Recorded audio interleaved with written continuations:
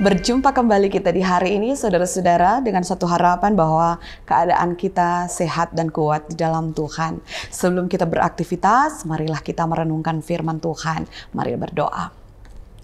Yesus Kristus, Juru Selamat kami yang hidup, ajar kami untuk senantiasa mengikuti dan melakukan firman-Mu dalam kehidupan ini. Petunjuk-petunjuk yang Kau berikan kepada kami, kiranya boleh memberikan sesuatu hal yang indah untuk kami.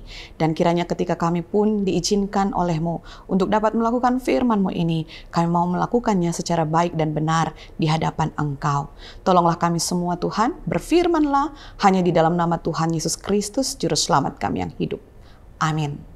Saudara-saudara, bacaan Alkitab kita di hari ini terdapat di dalam Matius pasal yang ke-26, ayat 8 dan ayat yang ke-9 yang berbunyi begini.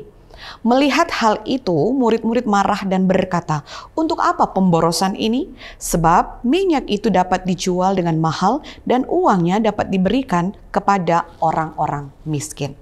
Saudara-saudaraku, kekasih-kekasih Kristus, respons terhadap sesuatu yang terjadi dalam kehidupan kita itu membawa kita pada penilaian di mana kita ada. Ada orang yang selalu berespon dengan baik sekalipun keadaan dilihat atau dirasakan sulit.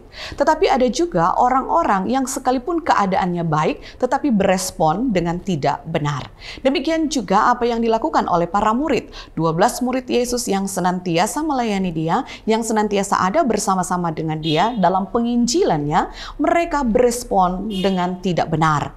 Ketika mereka menyaksikan apa yang dilakukan oleh perempuan itu, yaitu ketika dia mencurahkan minyak yang mahal di kepala Yesus, saudara-saudara, mereka menjadi marah. Mereka menjadi marah menyaksikan apa yang mereka saksikan pada waktu itu. Yang pertama, karena memang dalam tradisi Yahudi bahwa seorang perempuan tidak diperkenankan untuk bersentuhan dengan seorang laki-laki kecuali suaminya sendiri. Sedangkan perempuan ini tidak diketahui siapa dia dan kenapa sampai dia mau melakukan hal itu kepada Yesus. Karena itu mereka berespons dengan tidak benar. Saudara-saudara, mungkin kita berpikir, apa yang mereka lakukan itu benar karena tidak ada orang-orang yang boleh bersentuhan dengan seorang laki-laki kecuali suaminya sendiri. Tetapi mari kita lihat kelanjutan dari ayat ini, saudara-saudara.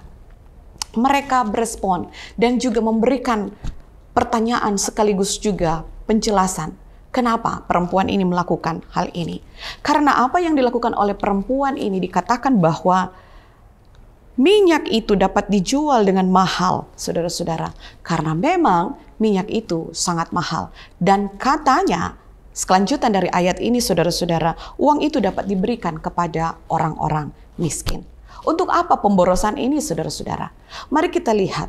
Ternyata apa yang dilakukan oleh perempuan ini kepada Yesus dilihat sebagai suatu hal yang salah di mata para murid. Karena saudara-saudara, orang-orang seperti mereka hanya melihat untung rugi ketika mereka mengikuti Yesus. Ketika ada keuntungan, mereka mau mengikuti Yesus. Tetapi ketika ada dalam penderitaan, mereka tidak mau mengikuti Yesus. Berapa banyak di antara kita yang mau melakukan hal itu, saudara-saudara? Ketika segala sesuatu terjadi sesuai dengan kehendak kita, ketika kita ada dalam kesenangan, ketika kita ada dalam kebahagiaan, kita mengatakan bahwa Tuhan Yesus baik. Tetapi ketika pun kita diizinkan di saat-saat tertentu ada dalam penderitaan, ketika kita diuji iman percaya kita kepada Dia dalam suatu keadaan yang tidak seperti yang kita inginkan, apakah kita masih tetap terus mengatakan bahwa Yesus itu baik ataukah sebaliknya? Saudara, pemborosan yang dikatakan di dalam Alkitab mau mengingatkan kita bahwa 12 orang ini adalah orang-orang yang dekat dengan Yesus. Mereka menyaksikan begitu banyak perkara terjadi, tetapi mereka masih ada dalam titik kemanusiaan mereka yang meragukan kasih dan kuasa Tuhan. Tetapi juga dilanjutkan, saudara-saudara, di sini dikatakan bahwa uang itu bisa diberikan kepada orang-orang miskin.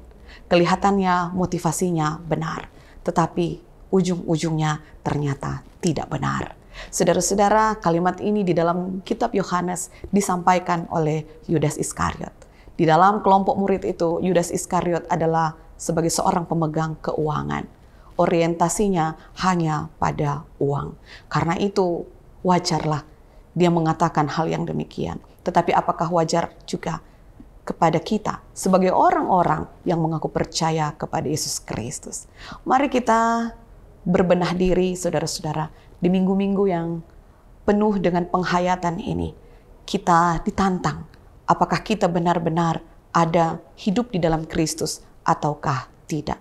Kita diajak dan diajar untuk tetap berserah kepada Tuhan dalam segala keadaan. Tuhan memberkati kita semua. Mari berdoa.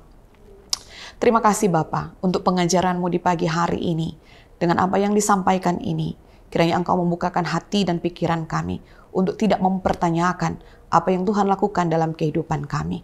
Segala kebaikan yang terjadi dalam kehidupan kami, kiranya diberkati oleh-Mu, dan kiranya kami pun terus melihat segala sesuatunya baik di dalam Engkau. Sekalipun dalam keadaan-keadaan yang tidak bisa kami mengerti, dalam keadaan suasana situasi yang tidak bisa kami terima, tapi kami tetap mau berserah penuh kepada Engkau dan tidak mempertanyakan kenapa hal itu terjadi. Tolonglah kami semuanya Tuhan, dan biarlah kehidupan kami ada di dalam tangan kasih-Mu yang kuat. Kami mau melakukan tugas kerja kami di sepanjang hari ini.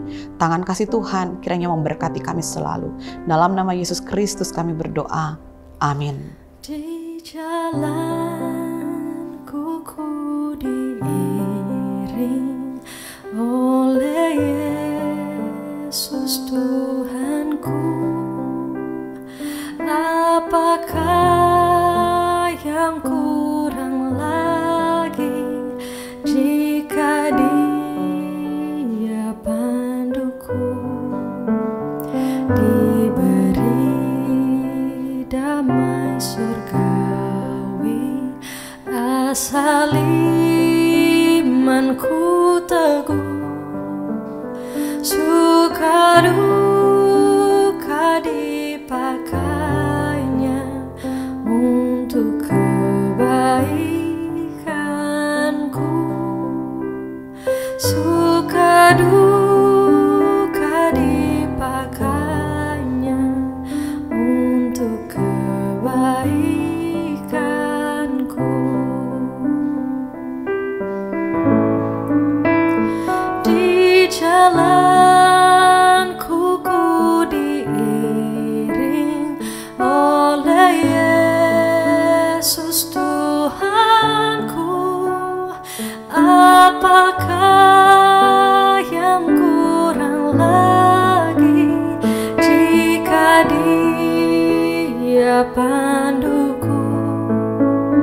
Diberi damai surgawi, asal imanku teguh,